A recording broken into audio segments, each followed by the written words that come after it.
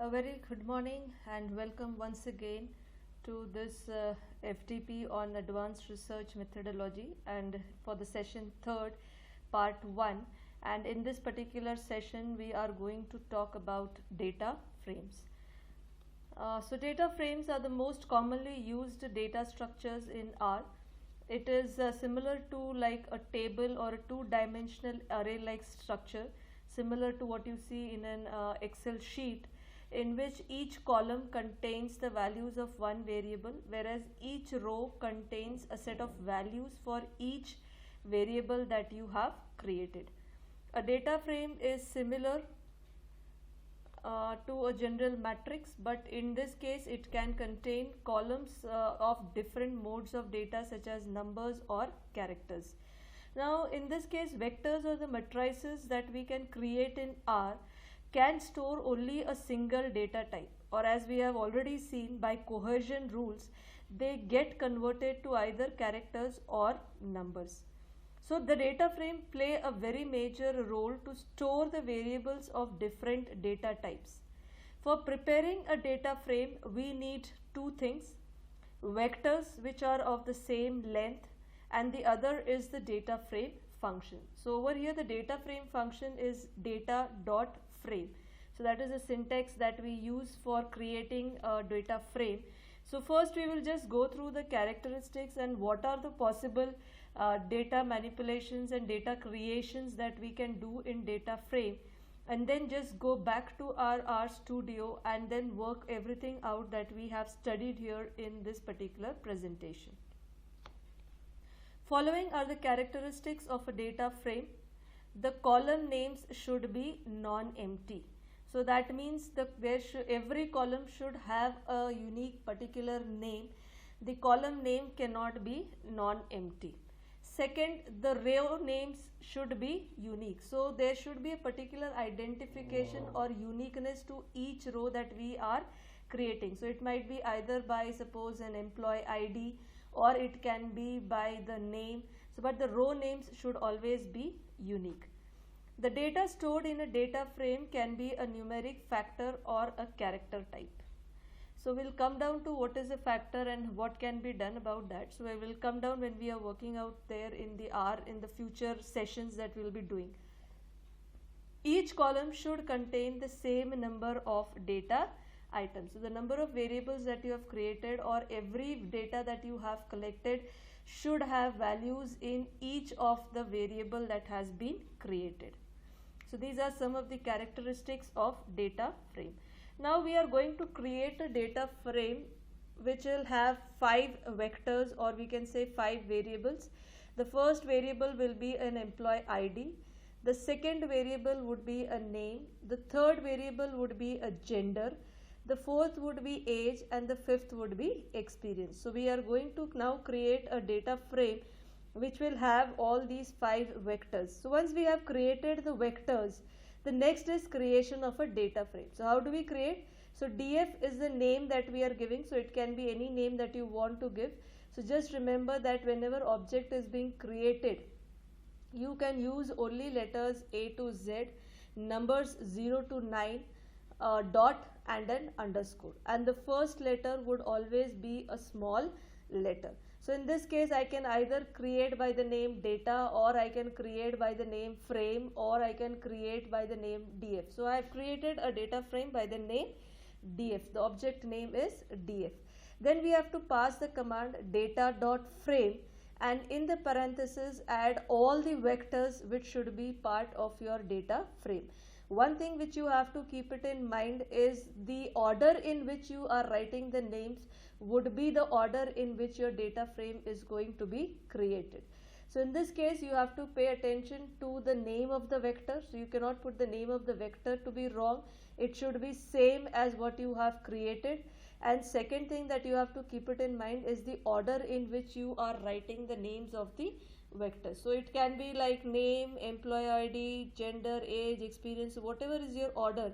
So the order in which you write in this parenthesis would be the same order in which your data frame would be reflected. The next thing is to see the output. So for viewing the output, we will use the command as print df. So df is the name of the data frame or the object we are creating.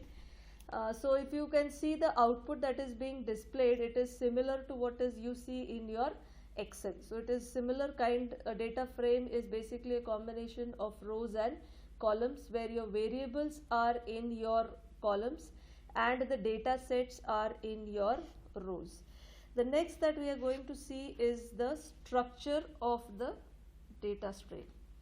So now if you use the function str and in the parenthesis write df or the name of the data frame and enter, so it will give you the structure. So now employee ID, name, age, gender and experience, right? So if your values are unique, you will get the character type to be integer, and if your values are not unique, in that case you tend to get that to be a numeric as well. So it can be numeric or it can be integer, and if you want to store a specific variable as an integer only and not as numeric, so in that case, as we have already learned, you can use the function as dot integer and then create your value set. The next is we want to see the basic statistical summaries of our data frame. So in that case, we can make use of the summary function. So if summary df, so it gives you the summary of all the variables and its corresponding summarized values. If it is numeric in nature, it gives you your mean, median, first quartile, third quartile, your minimum value and your maximum value. So these are the summary outputs which you will get if you use the summary function. The next is column slice. So column slice is basically if you want to extract only particular column data, such as if I only want to know the name and the experience of the employees. So in this case, I don't require the other fields, I only require the name and the experience field. So this is called as column slice, right? So when you are doing a column slice, you have to use a square bracket, right? So in this case, I am assigning the data frame to result. So since I am extracting two data values, so it will be a combine function that we are using. So C is a combined function, so name and age. Similarly, I can say name and experience. Whatever are the columns which I want to extract, so I will write it in inverted quotes, and the df and the combined function should be within your square brackets only. Similarly, you can also do a row slice. So row slice is extracting a particular employee's data only. So in that case, we make use of a row slice. So the syntax for this is df, that is the name of the data frame, square brackets, the row which you want to extract, whether it's the first row or data, third row data or a fourth row data. So you just have to put that particular number and then put a comma. So it's not a mistake over there, it's a syntax. So you have to definitely put a comma after that number. And if you want to extract more than one rows, so again you have to use the combine function within the square brackets. So like the second one, I want to extract the first employee and the third employee details. So it would be df of square brackets combine 1, 3, and after that function you have to again put a comma, right? So you can also retrieve using the names. Now if I want to extract specific rows and specific columns, right? So that is also possible. Now let us see if I want to extract only the first two rows. So if the row is in a particular order, so in that case I can also use it using colon. Now suppose I want to extract only first, fourth and fifth. So in that case I will use a combine function of C and in parenthesis 1, 4 and 5. But if I want to extract from 1 to 5, so in that case instead of writing a combined function, we can use a colon function. So 1 to 5 using a colon and then a comma. Now next is extraction of specific rows and specific columns. So till now we have seen in a row slice is we want to have only a specific row data. In column slice we have seen that we want to have a specific column data. But if we want to have a combination of row and column, That means if suppose I want the first employee and the third employee's name and experience. So in this case it is a combination of both row and column. So in that case you always have the row data first followed by the column data in your syntax. So df, again we are going to do the combine row. We are extracting two rows, so we are using the combine function 1, 3. So the first is your row data, second I want to extract the second column and the third column. So it is again combine second and third, right? So you can also extract specific row and specific column simultaneously.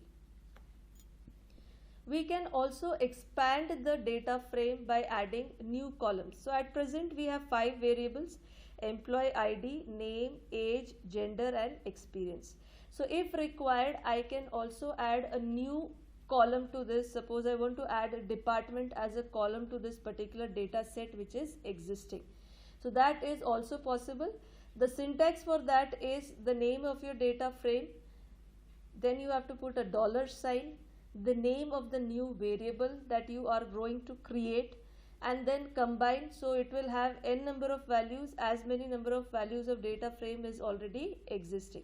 So if we have created data frame which has 5 data sets, so the new variable that we are creating should also have 5 values.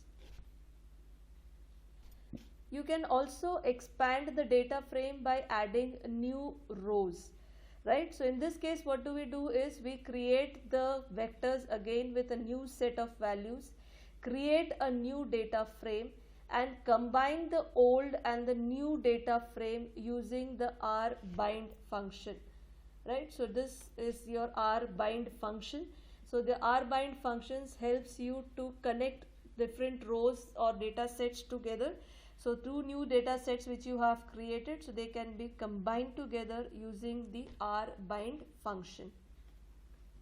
If you want, you can also change the name of the headers or the names of the variables that you have created. So for that you can use the names function, right? So generally we use the function as names, then in the bracket the name of your data frame that you have created, combine, and these are the new names which you want to give to your data frame. So in this case you can run this function and then again print this particular df and see whether the header names have changed or not. Apart from that, there are also small other functions which are available, such as if you want to know what are the total number of rows, you can use the end row function. If you want to see the total number of columns, in that case you can make use of endCall function. Right, so this is all that we are going to now do in R. So let me just summarize what we have gone through till date. So first is we have to create a data frame. Second, we are going to see the structure of the data frame.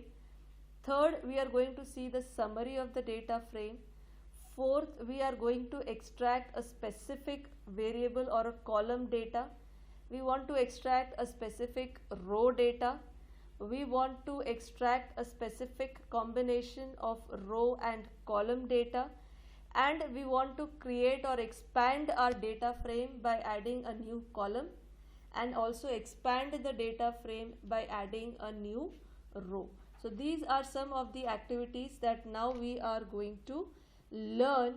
So let's move back to R and get a hands-on on how to make a data frame and how to do the manipulations in your data frame. Okay, so we are back to our R Studio and now we are going to create a data frame. So now first let us create the vectors which we want in our data frame, or the variables which we want in our data frame. So the first of it is going to be your employee ID, right? So employee ID would be, we are creating a 5 database, so 1 to 5. Second, let us create a name database, so combine. So since there are 5 variables, 5 employee IDs, so we need 5 names. So Ram, Shyam, Sita, Neha and Priya, right? Then we will create gender. So you just have to remember the names, and in the same order should also be your gender. So this Ram, since it's a character, so Ram is a male, Shyam is a male, Sita is a female, Neha female, Priya female, right? So we have created gender. Now we will create age. So combine 23, 25, 26, 24, 24. So it has 1, 2, 3, 4, 5 values. Next we are going to create experience.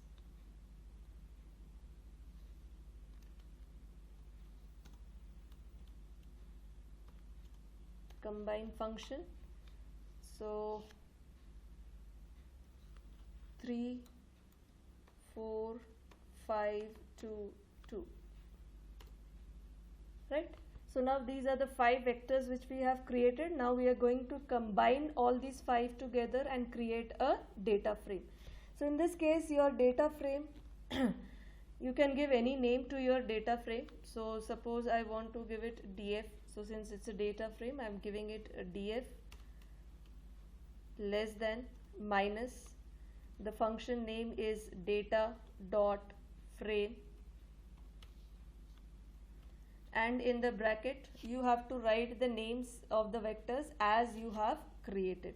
The order you have to keep it in mind, the order in which you are writing your data frame, in the same order your data frame would be created.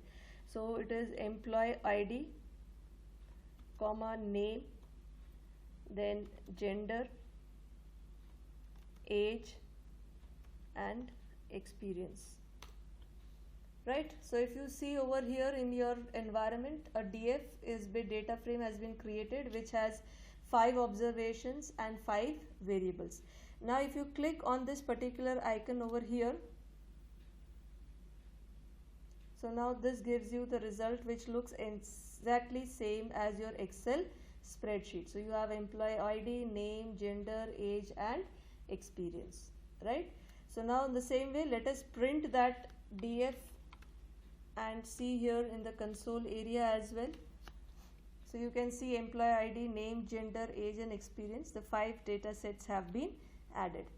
Next, let us look into the structure of our data frame. So as you know, if we use a hash, that means it is treated as a comment. So the line which follows the hash, that particular entire single line is treated to be your comment. So structure, we use the function strDF. So now it gives me the data frame.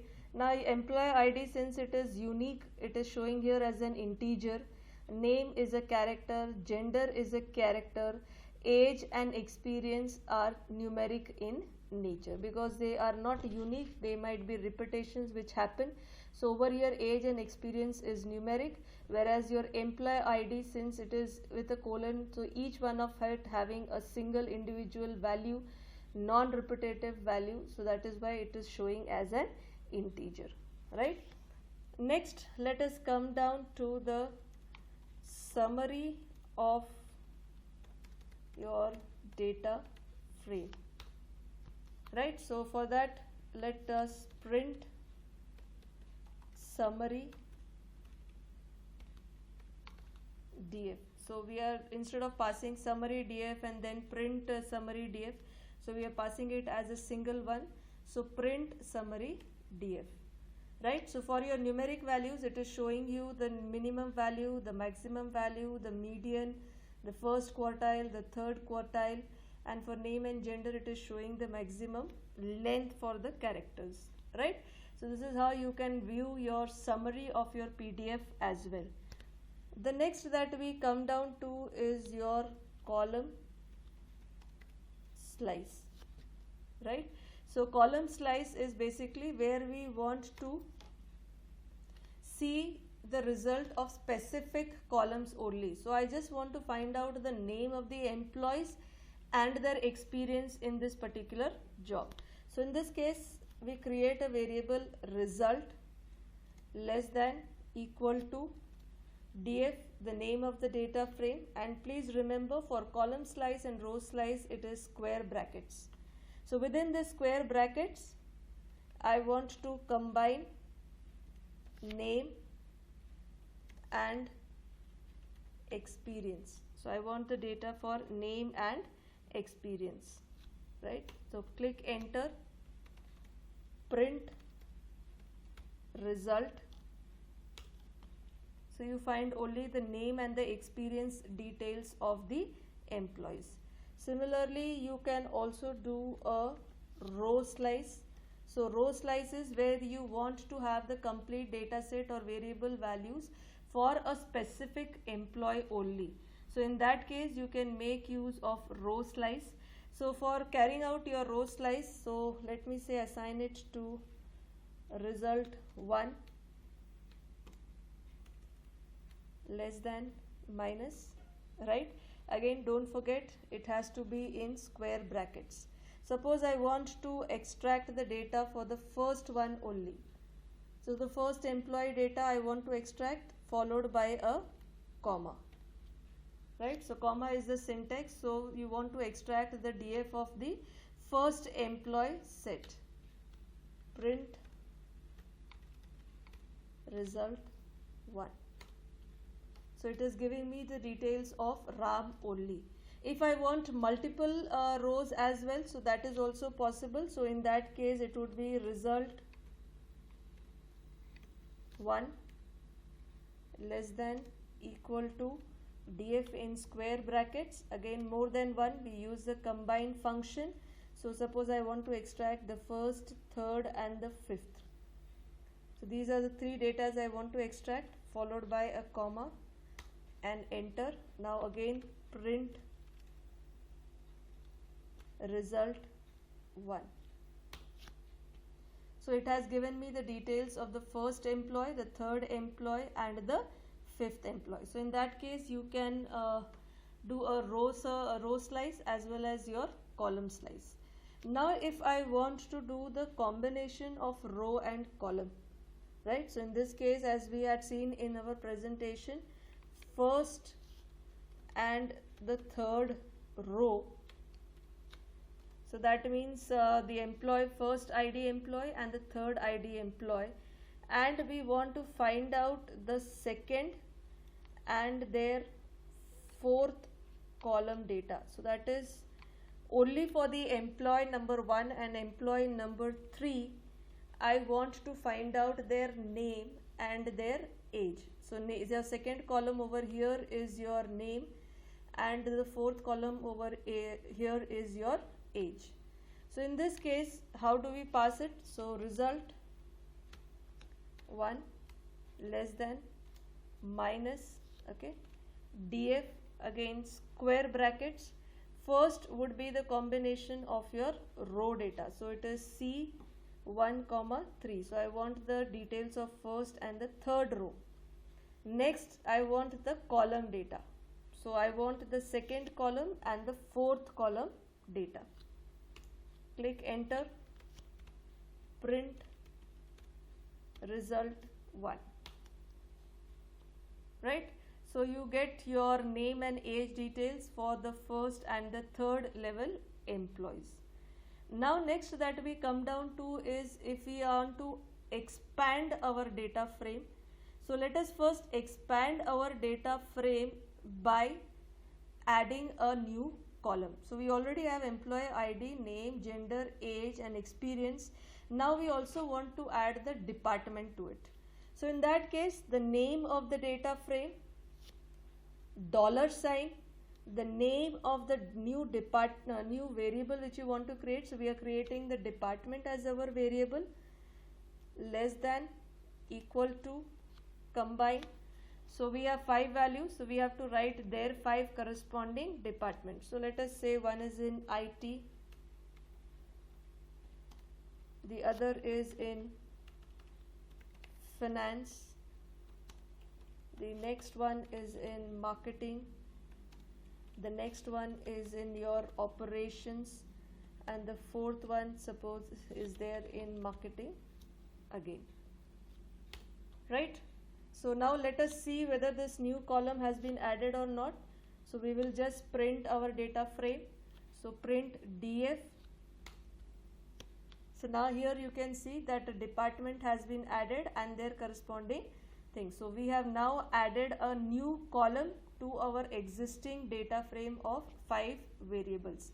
Now similarly we can also add more data sets or more data values. So instead of 5 employees, if you want to add the data for 8 employees, right? So in this case we can also do that. So what do we actually do is we create another new data frame having the same 5 columns or the same 5 variables. Then we combine the old data frame and the new data frame together to using the rbind function and create a new data frame having combination of first as well as second, right? So now first let us create all the vector names. So we are now adding 3 extra rows to it. So the first one is your employee ID, so less than minus. Here where you are creating, please ensure that the headers name vectors should be same. Your two data frames will not combine to each other if the names of their headers are not common. So you have to use the same header names as you have used for the previous data frame. So the first one that we have is employee ID. So 1 to 5 is already there. So this would be 6 to 8. Next is name. So we have to add combine function. We have to add 3 more names. So let us say Raji, Raina and Sundar. Now next we will create is gender. So combine function, Raji is female,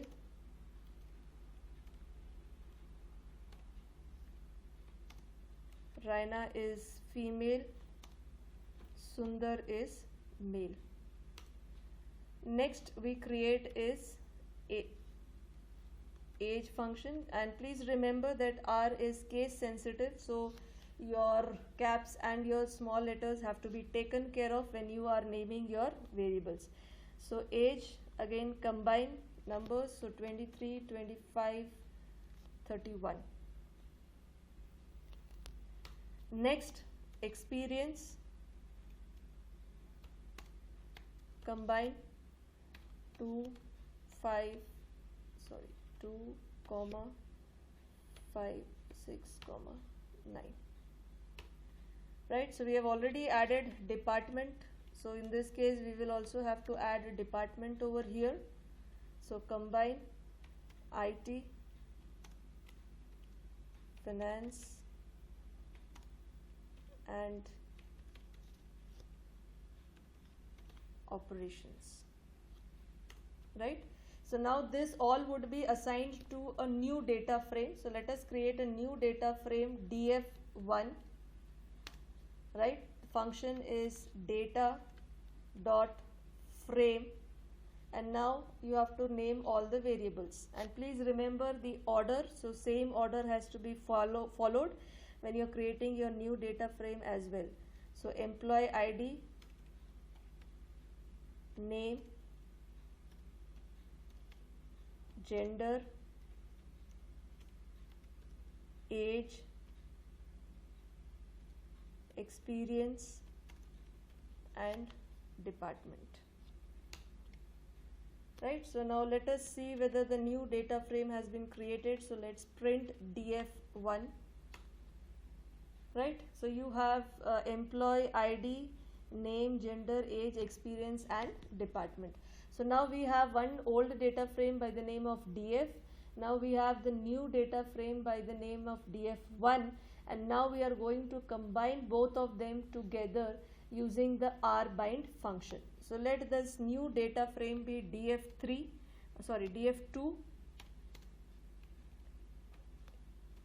less than equal to r bind, right? So r bind function, we want to bind df and df1, right? So we want to combine the data frame 1 and the data frame original that we have created.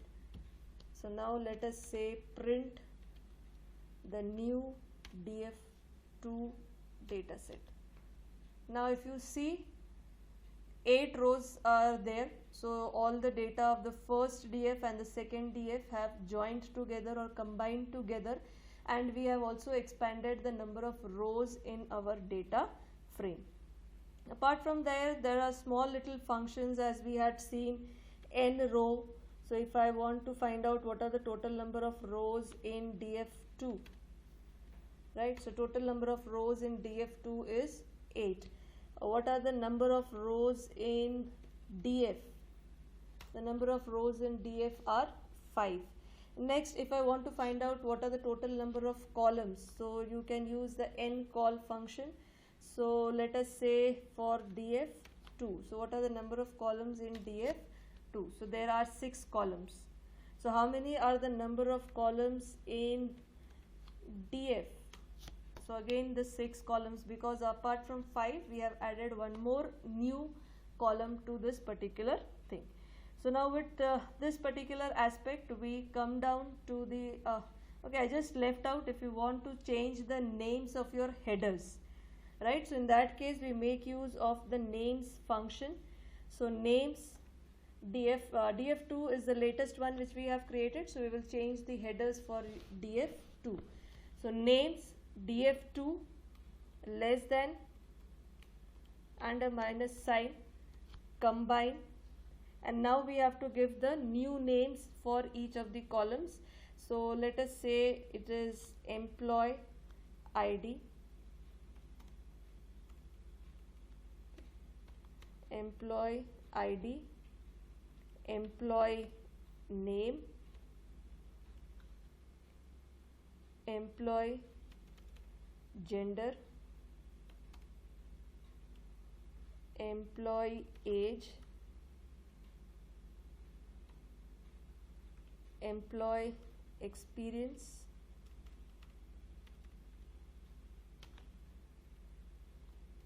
and employee department, right? So I have now added E to each of the names that were created.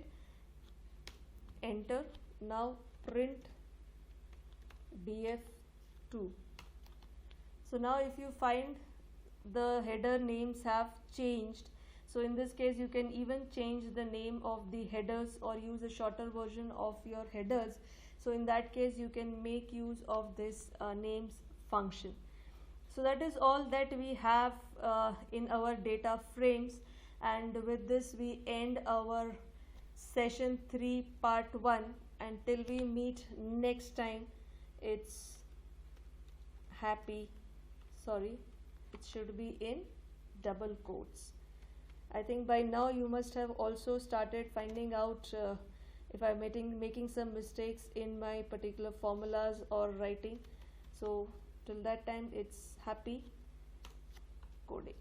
So before we wind up, I'd give you a small exercise for you. So you try to do those particular exercise and see all the things which are happening in your data frames. So we'll just move back to the presentation and I'll show you that slide of the homework, or rather I should say a practice that you need to do for your data frames. Right, so this is we have 4 columns over here: sepal length, sepal width, petal length, petal width. So you have to first create a data frame which has only the first 3 columns and your first 4 data sets, right? So your initial data frame will have the first 4 data values and the first 3 column data only, and then later on you can add a petal width as a column to it, and then add row 5 and 6 data to it, right? If you want, you can change the names of the headers from sepal.length to s.length, s.width. So in that case you can try to find out a specific row data. So for the example, I want to find out the row data for the third one, or if suppose I want to find out the petal length of all my data set. So this all that we have learned till now in data frame, try to use it and try to work with it using these particular data sets. So just create your own data set and try to work on, so that you get a better hand into how to work with your data frames. So thank you very much and happy coding till we meet for the next session.